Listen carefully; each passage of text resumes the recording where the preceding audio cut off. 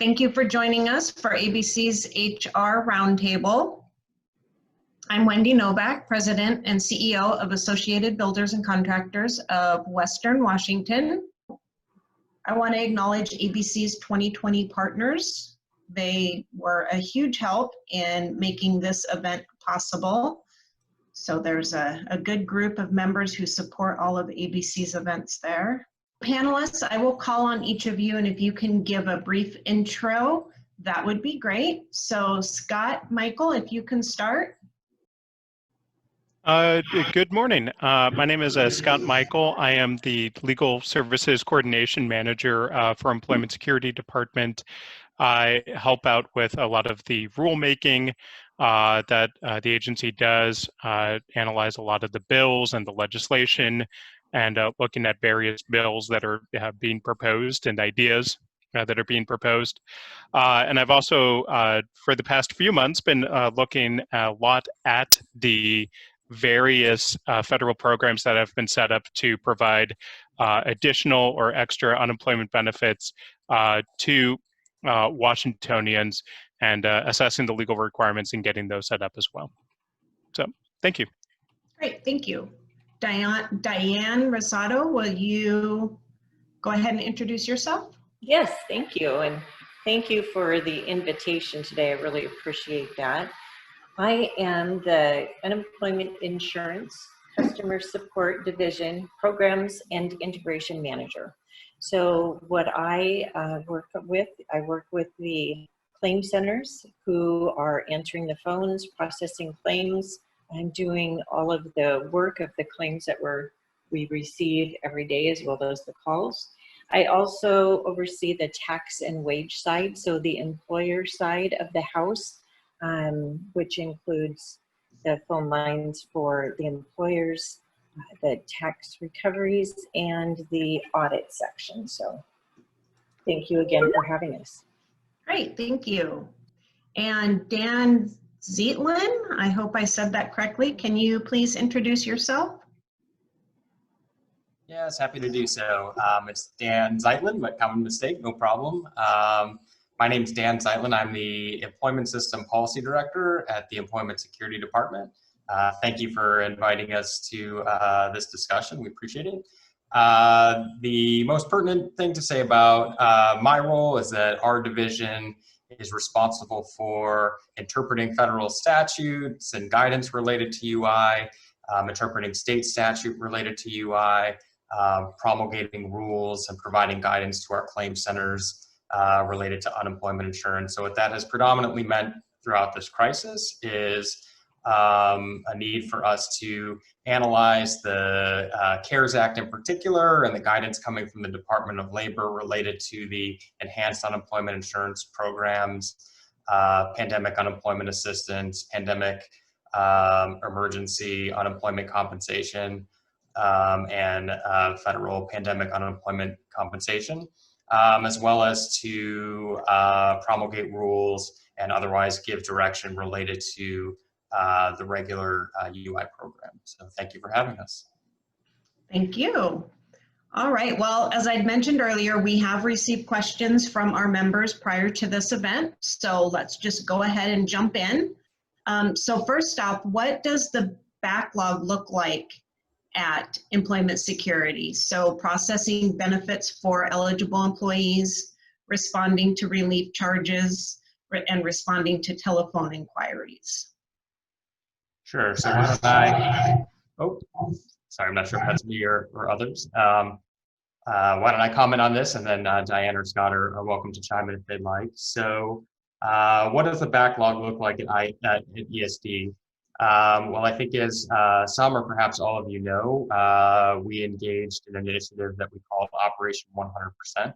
The goal of that initiative was to resolve claims filed with ESD between March 8th, which is essentially the start of the crisis, or when we saw a huge uptick begin in unemployment insurance claims, through June 18th, to resolve those claims by July 31st. This captured roughly 81,500 claims, and we were able to meet that target. That said, our work is certainly far from done. I do want to note that 70% of claimants are paid within 1 week, and the average days waiting for a payment is 12.5 days. I find the numbers throughout this crisis to just be simply staggering. You can talk about, as we did with Operation 100%, 81,500 claims that need to be processed, and those were critical to get to, critical to resolve so that claimants know whether they are receiving benefits or not.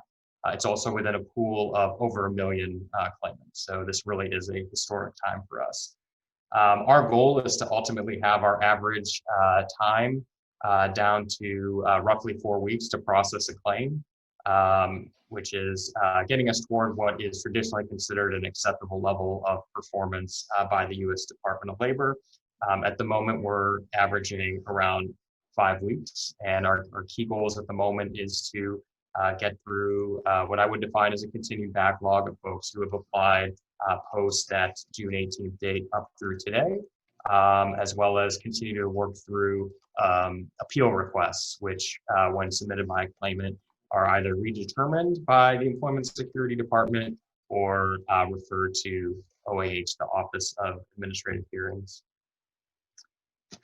Responding to relief of charges and well-documented terminations for gross misconduct and or voluntary quit. If they are base, last, and separating, we do not grant relief. However, if adjudication allows benefits, they are charged. If they are denied benefit, the employer is not charged. Having the employer account updated with the current mailing address and phone number will ensure that employers' benefit charge notices are mailed to the right address, and so that they can respond and request relief. Why don't I pause on that one for a moment and see if there's anything Scott may have to add on that. Certainly. So yes, for employers who have individuals that were separated for misconduct, if we agree that that person did engage in misconduct and you had to fire them, that's grounds for relief. If they quit for a reason that is not attributable to you, so for example, if they are, if they, and this doesn't necessarily mean that they're denied benefits, it just means that it's not charged to you. So somebody who quits just because they don't like their job, that's not charged to you and they get denied benefits. But if somebody has to quit to do something like escape domestic violence, or maybe follow a spouse who got a job in another state or even another country, then that is we would allow benefits in that situation, but because it's not your fault, we would not grant you, we would grant you relief of charges for that as well. Thank you, Scott. Diane? Yes, I'm sorry. Go ahead.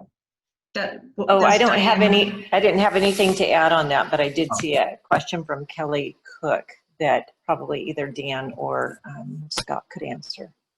Sure, or maybe Wendy, I defer to you. Maybe we can capture those questions and make sure we get through those that are posed. And then what I can say is, to the extent that we have time, we'll answer them here, and we'll certainly take any questions that are captured but not gotten to here and provide written responses, so you all have all the answers to all the questions that you have. Next, we've got responding to telephone inquiries. So we continue to see an extremely high level of telephone inquiries, and we've significantly increased staffing, and we've encouraged customers to communicate with us online when possible. That really is the most effective way. But that said, folks continue to call, and the claims volumes or the call volumes are high. We are working on our phone customer service to make sure that we're more accessible to those who need us. With regard to lessons learned, I should note that our agency was forward thinking in that we worked on an economic cycle plan so that we could be better prepared for the next downturn. And as we were doing that, we were mostly reflecting back on the last recession, which was the quote unquote Great Recession, and planning for perhaps something like that. That is an increase in UI claims of maybe 2 or 3 times. Frankly, thinking whatever came next likely would hopefully not be as deep and hard as that recession. What we found here, obviously, is a just sudden and dramatic spike in claims of 8 to 10 times what we were seeing the week before the spike in unemployment insurance claims. We had, roughly 6,000 claims a week. In the immediate weeks after, we're talking about the mid-March through April period, we were talking about 80, 100, 120,000, 150,000 plus initial claims a week. So ultimately, it's said all the time, but I'll say it again here, an unprecedented challenge for us. So one key lesson learned is that our customer experience, including the communications that they receive, can be really disjointed and confusing. So we've stood up a dedicated customer service team, and that team is working on adopting an approach to our products that is improving our letters and our services while still being in compliance with federal and state requirements and embracing a more compassionate approach. We've also learned that access to data more quickly is super important so that we can organize our work and more strategically make decisions on staffing, how we want to staff, addressing various issues and issues we might want to address through automation. And doing that was a key component of us being able to work through Operation 100% and will be important for our work going forward. And we've already applied some of that learning to improve our processes. We're training people faster, but we have a lot more to do. And of course, hiring, again, ultimately when you're staffed for 6,000 claims a week and you jump to 100,000 plus, that is extremely challenging. Diane, not sure if you have anything to add there, but want to give you the opportunity to do so. I just wanted to add on to your comment on the hiring. One of the things we did is we stood up a single customer service line to start with that back at the beginning of the pandemic, where there were a lot of people who had never applied for unemployment before. They found themselves in a whole different situation. And there were a lot of questions at that time about how do I apply? How do I file a claim? What programs are available? And we've just seen a shift away from the very basic questions to the more complex questions that are very individual related to their personal circumstance, their personal claim. And so we've upskilled our staff and are still continuing to do so in order to meet that demand of the individual, more complex questions that we're getting at this time. Thank you, Diane. Great, thank you. So then another question was, what happens if there's another wave of shutdowns this fall? What system updates have occurred that will mitigate slow claim processing if ESD is hit with another surge of layoffs on top of the current volumes of unemployment?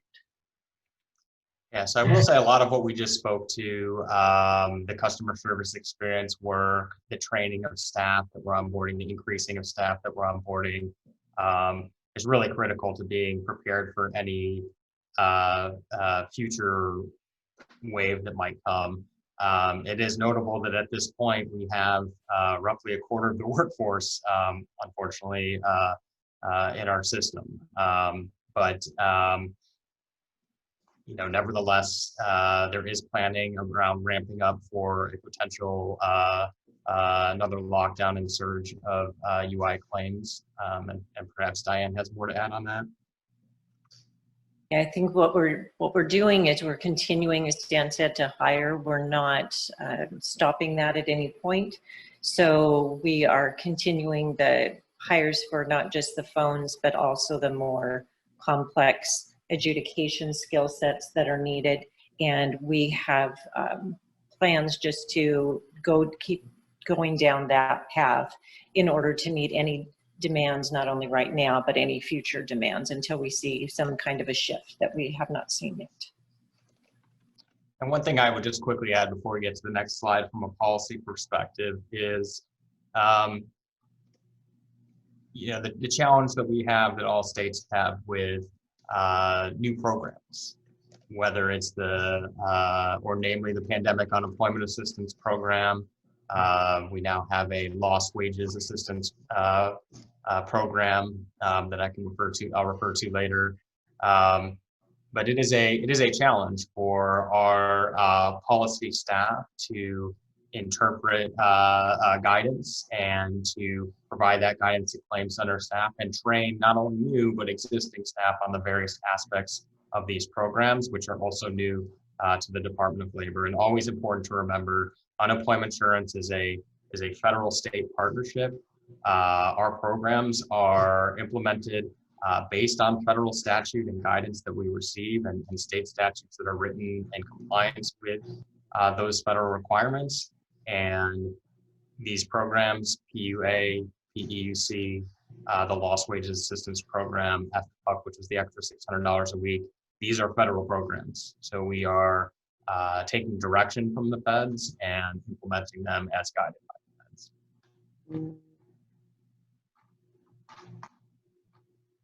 Great, thank you. And any suggestions on how what employers can do to help during this time?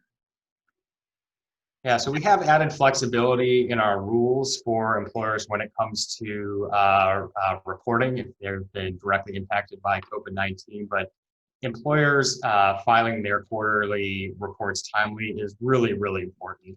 We have a huge volume of report delinquencies, and if employers file timely, then the hours and wages for the claimants are there to collect benefits. So to the extent that you can, filing those reports in a timely fashion is extremely important. For some employers, they don't report hours correctly or at all. They need to make sure that what they are reporting to us is correct. They can reach out to the agency for assistance if they're not sure how to properly report, or ask for a voluntary audit if they need assistance. Employers should update their accounts with the most accurate information, the mailing address, phone numbers, email address. All this information is shared with the claims center. So when we're trying to get either separation information or we're missing hour and wage information, we have the most accurate information on who to contact. I should also highlight our shared work program. Our shared work program is one of, if not the best in the nation. There was actually a recent New York Times piece that highlighted the work that we do here. We've had the program for a long time, and it may never have been more important than it is today. It allows employers to reduce hours, but retain their staff, and for that gap in wages for workers to be supplemented with unemployment benefits. And notably, the federal government is financing shared work benefits from now through the end of the year. And on that note, I think it's important to remind folks what the state is paying for on the Unemployment Insurance Trust Fund and what the feds are paying for. The state pays benefits to eligible UI claimants out of the trust fund. Those benefits are available for up to 26 weeks, though the waiting week, the first week, has been waived and at the urging of the federal government, and it's being financed by the federal government, cutting that down to 25 weeks. And then all the other programs that you hear about, PUA, the extra $600 from FPUC, or the Lost Wage Assistance Program, $300 that's now being taken up by the state. Shared work, as I mentioned, PEUC, which is the extra 13 weeks, extended benefits, which is up to an additional 20 weeks on top of that. That is all financed by the federal government. Okay, thank you. What is the fraudulent claims status? So I think, as you're all aware, we were hit with a really sophisticated imposter fraud attack in late April, early May. When we became aware of the program, we immediately stopped making payments, and we set issues on roughly 200,000 potentially fraudulent claims and worked to verify the identity of claimants on those 200,000 claims through June. We ultimately identified a little over 86,000 of those claims to be fraudulent as a result of the imposter fraud attack. And what I mean by imposter fraud is people had their identities stolen. Those identities were used to file claims, distinct from individual fraud, which is when a person files a claim and intentionally misleads the department with regard to the facts of their case to get unemployment insurance benefits. These numbers, so within the 86,000 fraudulent claims, we eventually identified a total of between 550 and 650 million in fraudulent payments that were made. These numbers are based on claims where we have a high degree of confidence that they are fraudulent based on a number of key factors. However, because of our efforts in partnership with law enforcement and with banks, we've been able to dramatically reduce those losses. We recovered around 340 million, and we estimate a total of roughly 236 million in fraudulent benefits paid out. Again, as I mentioned before, when articulating the state funds versus federal funds, much of this is federal money. And it's also important for this group, I think, to know that business experience rating taxes are not impacted by the fraud.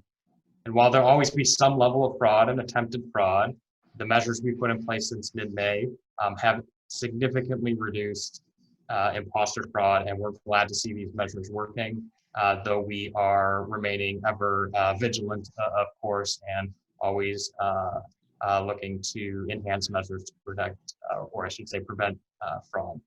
If you suspect you're a victim of fraud, it's important to go to esd.law.gov/fraud and report it to us immediately using the secure online form that we have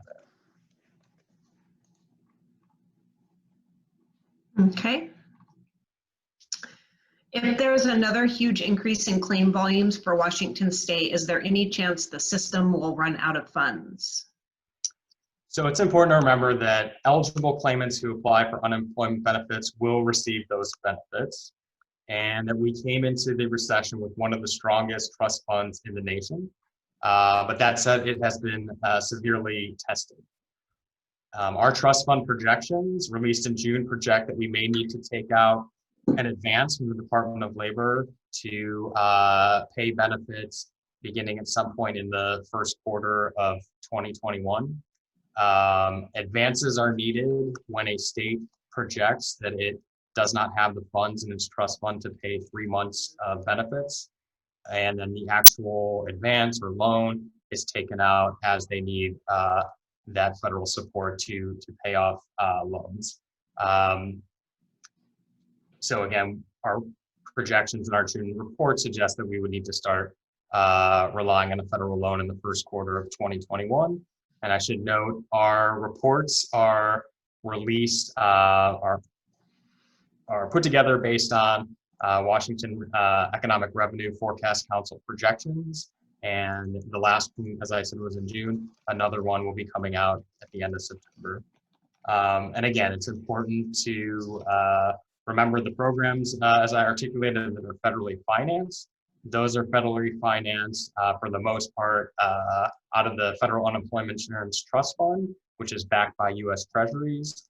And then with regard to state unemployment benefits, whether the funds are in the fund or transferred to the fund based on a loan, when a claimant is eligible for benefits, they receive those benefits.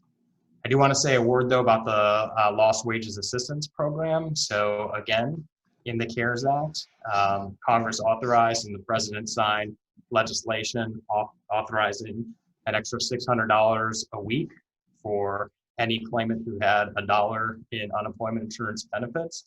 That program expired at the end of July, and Congress and the administration have been unable to reach any type of agreement on extending that program, so it's ended at the moment. The President issued an executive order creating the Lost Wages Assistance Program. This program is not an unemployment insurance program, so it is not governed by the rules of unemployment insurance, and we can't use unemployment insurance trust fund dollars or unemployment insurance administrative grant funding to manage the program. It's a Federal Emergency Management Agency, FEMA program. The program is allowing us to apply for, and we did apply and were approved for $300 a week in federally financed extra benefits for qualified claimants. A qualified claimant being anyone who certifies that their job loss and need for unemployment benefits is a result of COVID-19. Like I said, we submitted an application to FEMA. It was approved. The initial application from FEMA for our state and any other state obligates funding for 3 weeks.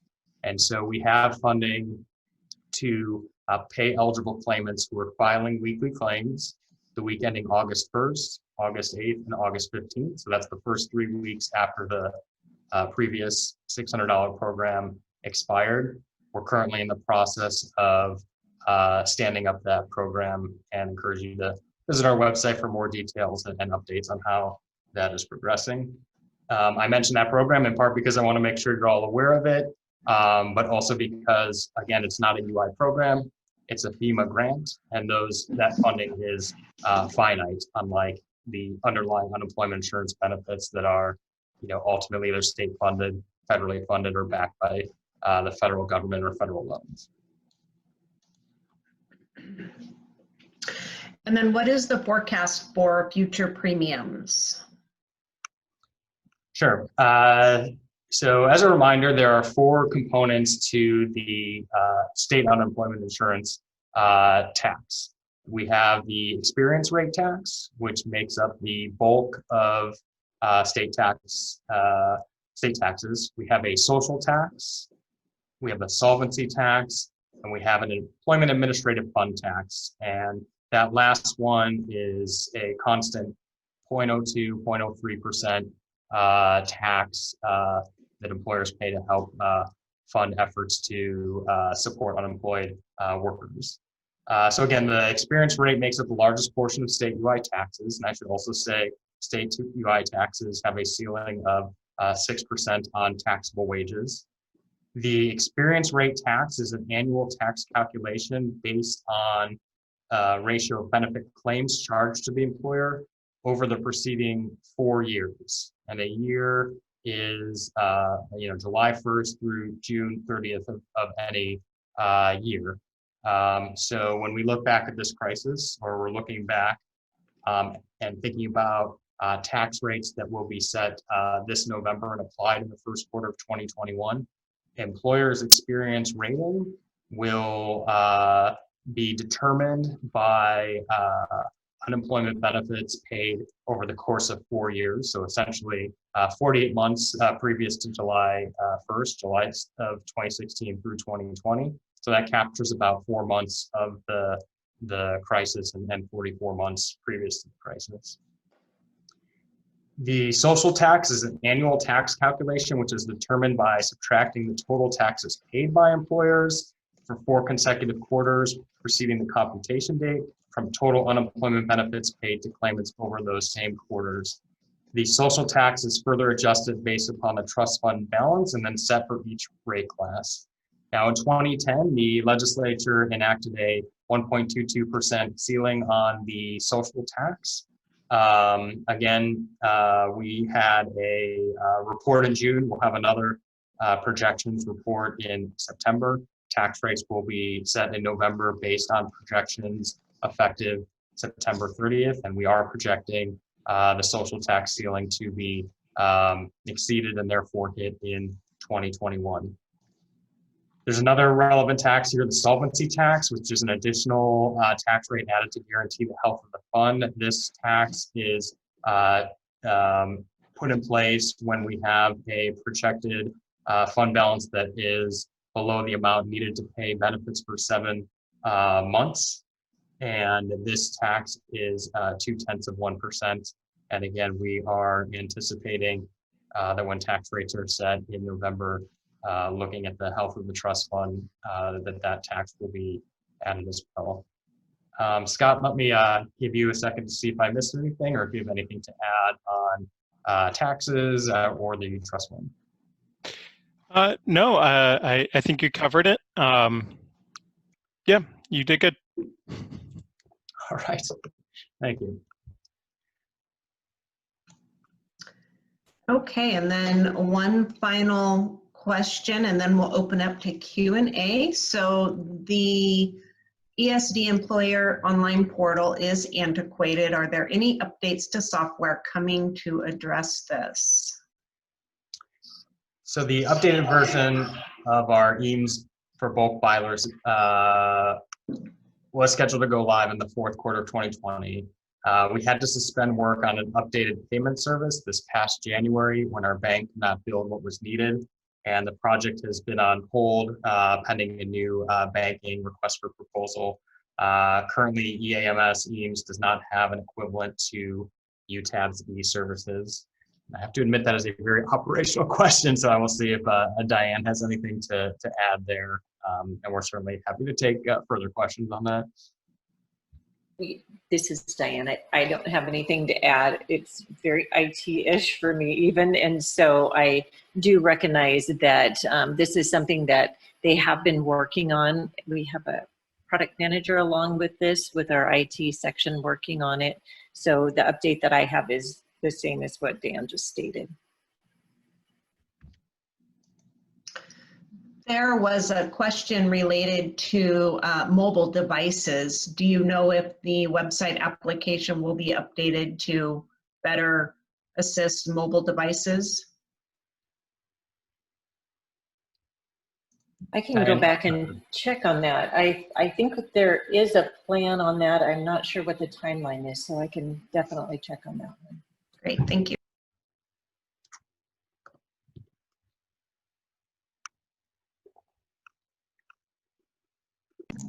All right, well, that is it for the questions that we previously gathered. So thank you, Diane, Scott, and Dan.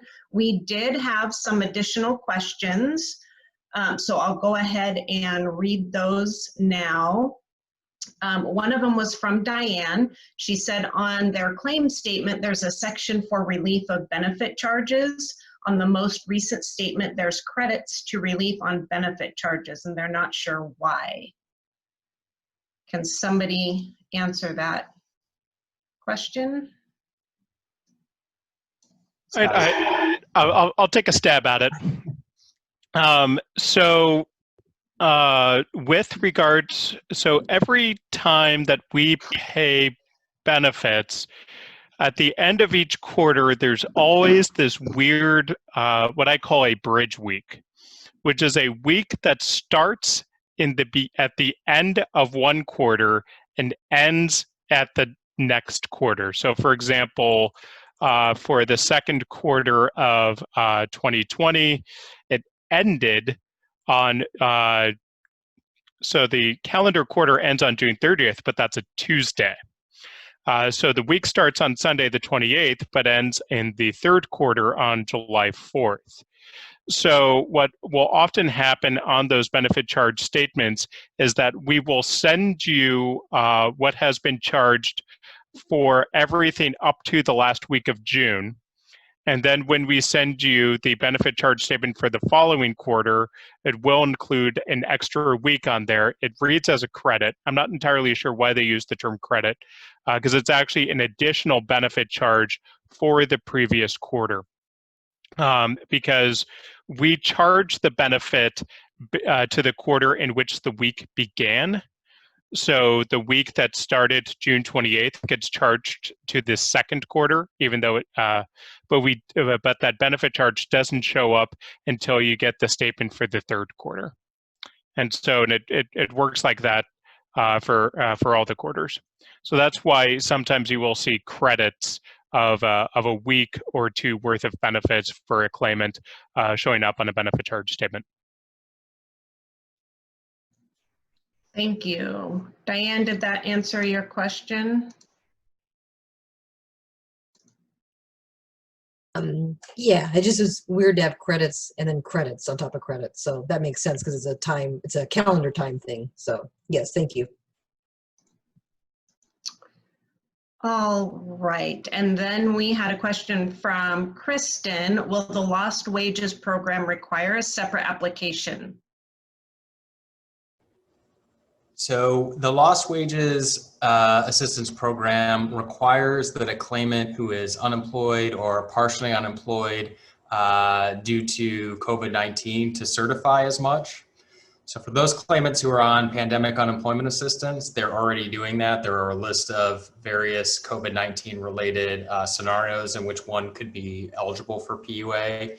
But for those claimants on regular unemployment benefits, or the extra 13 weeks, or extended benefits, the extra 20 weeks, or on unemployment insurance benefits because they're part of the shared work program, are going to get a notice that asks them to certify whether their job loss is in fact a result of COVID-19. So that's part of what we're standing up, is the simplest way possible to notify claimants and have them certify if they were in fact unemployed due to COVID-19.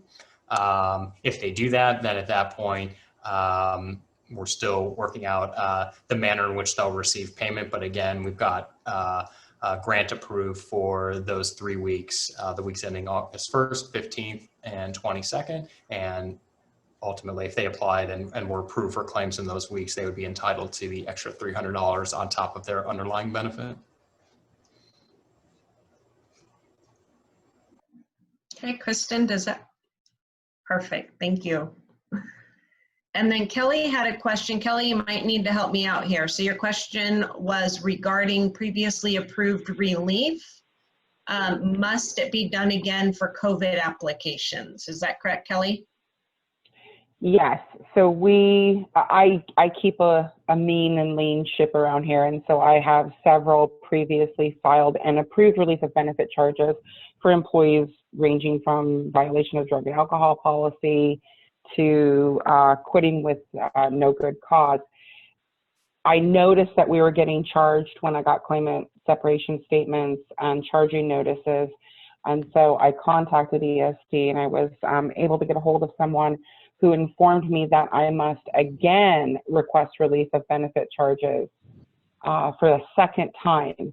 Now that's going to be more administrative work on me, which I'll figure it out because I need to do it. But I just don't understand why we're doing rework. If you guys have already identified them as not being chargeable to my company, why do I have to ask again? Yeah, I appreciate that question. Scott or Diane, do you have any insight into why that might be? That seems strange to me. Diane, I can't think of something why that would be. I can't either, but we'd be happy to look at the individual circumstances, Kelly. I'd be happy to pass that on. Wonderful. So Kelly, or let me just put in the chat so people have it. I can provide my email address and we can get that to the right person. Perfect. Thank you so much. And then we had another question regarding the time frame that a business needs to request relief of charges. Stephen, do you want to go ahead and ask your question?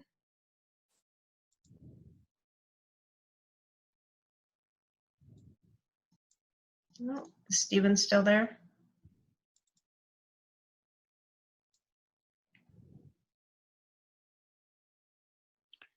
There we So go. if- I'm sorry. There we go. So I know we were supposed to file it within 30 days of receiving that notice. I'm going to be honest, I haven't even started trying to send in my request for relief because of, still doing claims as well as everything else that's been impacted. Is there any type of extension for us to be able to request that relief, or are we kind of out of luck? So Stephen, I can tackle this one. We haven't, through emergency rule, extended the 30-day deadline for employers just because they're overwhelmed. If they've been, if you yourself have had to go into isolation or quarantine, or if you yourself have been sick with COVID, that's something that I think we have addressed through some emergency rules. But generically, underlying everything, we do have a good cause exception to this deadline. So if you can show that you had a good cause for missing that deadline, then you may be able to have that excused and you may be able to ask for relief past that deadline. The important thing to remember is that the later you file that request for relief, the better your excuse may be. Whereas if you're just a few days late, then you don't have to come up with as good of an excuse. And so I would advise you to get that in as soon as possible in order to, and then you'll have more success getting that deadline excused. Okay, great, thank you. And then we had another question from Kelly. So Kelly had a question about adjudication. Kelly, do you want to go ahead and ask your question? Yeah. So my employees aren't tech savvy. They don't have home computers. They do have mobile devices. There was a huge struggle for our employees to actually open their claims and file for benefits. Ultimately, what the individuals said, I'm still working to get paid. We had to arrange for me to come into the office during the quarantine and apply for benefits here, one of which just got approved on the 17th. So that took well over 90 days to get him payment. I'm wondering why the adjudication is taking 3 months or longer on people who couldn't get through on the phone lines, don't have computers. The system refuses to accept people to file online through mobile devices, and the offices for the Employment Security Department was closed. So we kind of fumbled through it, but I've still got some stragglers I'm still trying to get approved, and I'm just struggling to understand why, if the big push to get everybody in the system and process, why is the adjudication taking so long for people who were late filers because there was no avenue for them to properly apply for benefits? And this is Diane. I can take that one. Kelly, thank you for that. I think one thing that's really important to understand is there isn't a kind of a one size fits all. Everyone's circumstance can be completely different based on the questions they answer, the timing, etc. And I understand the frustration because it seems like some of those should go through very smoothly and maybe they don't. And again, I would offer my help on something like that. If you have a person, an employee who's really unable to get through and unable to get help and they've been waiting a long time, I can certainly help with that one. I think that the would message, be much appreciated. Yeah, I think the message I'm trying to make sure that people hear is that it isn't, like I said, this circumstance fits for all of these people. It really is an individual claim basis that we're having to go back and look at those because there are circumstances that are different for each person. And sometimes that is why it appears that it takes so long, and it does, you know, in many cases take a long time to look at it because we do have to go through that individual's case and look at all the various things associated with it so that we can make sure that the correct determination is made. Granted, but if I can, from my perspective as the business person, could you please pass on the concerns, at least from my perspective, that the mobile app has to be amended in order for people to file benefits electronically. God forbid this ever happens again, but having the telephone system as the default for people who don't have home computers, which is probably more common than you think, it just didn't work out. I myself spent months calling into the employer lines. The phone numbers were changing. I could never get through. You'd call and it would say, you need to call back again later. And it was impossible. So having a secondary to the phone claims when the offices are shut down, please, please, please pass that forward if you can. And that is great. That's great feedback. I definitely will. Thank you. Then we have a question from Carrie regarding a fraud hold that was placed on an employee's compensation, and she wants to know how we can help them navigate that. Carrie, do you want to ask your question?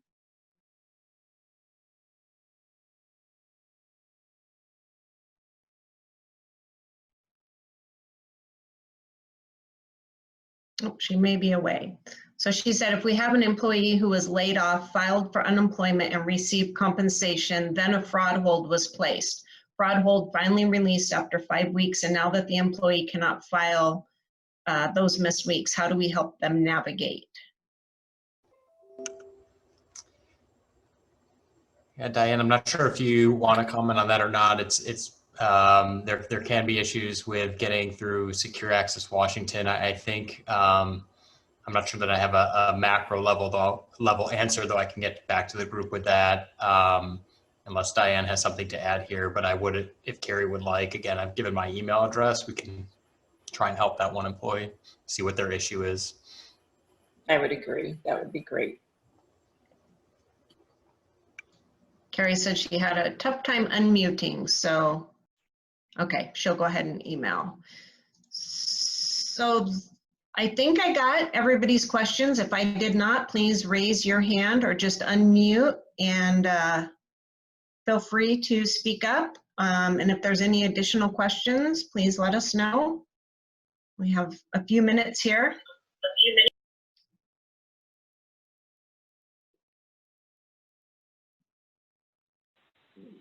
Go ahead, Kelly. This is more curiosity, and I'll completely understand if you can't, but with the unemployment fraud, I'm just curious how that breach happened. Were you guys able to identify how they were able to get 86,000 people's particulars in order to actually qualify? I mean, they have to know a lot of information about those people in order to apply for benefits.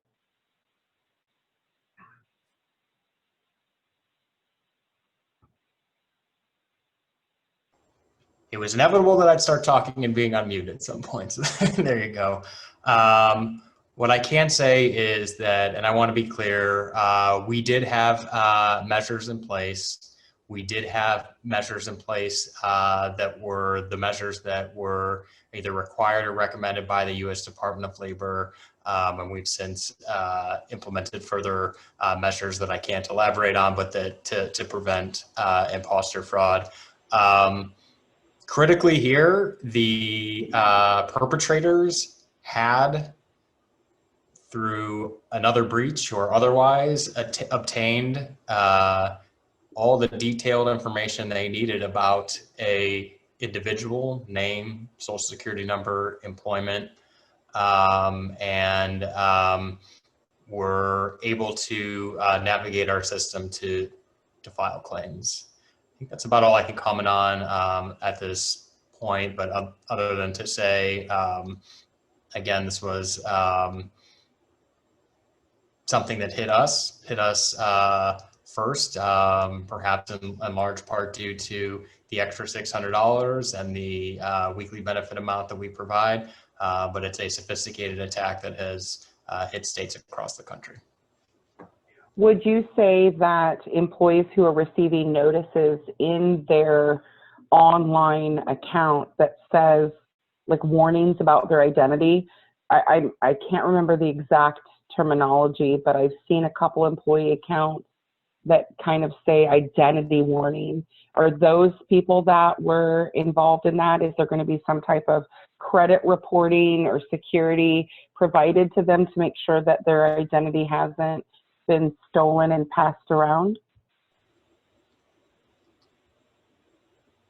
Might need a little, unless Diane knows, a little more detail on the alert that they're getting. So you're talking about when are they're receiving this alert message that they've been filed on their behalf, or as they're filing claims? It's in the message center in the portal. I'll send a screenshot to Wendy.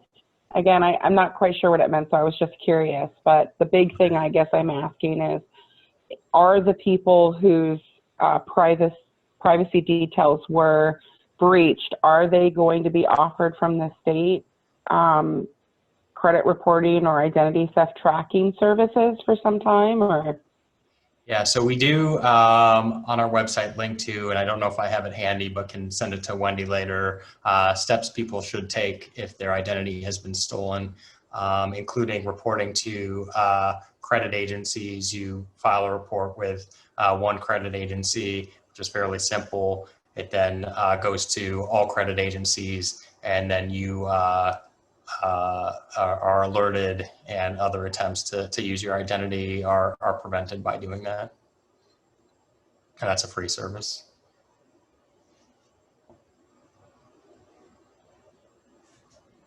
And Scott put the website in the chat. Great, thank you. And if you want to send a screenshot, please do. I'll take a look or get it to the right people, and we can provide some further detail as to why that is appearing for folks.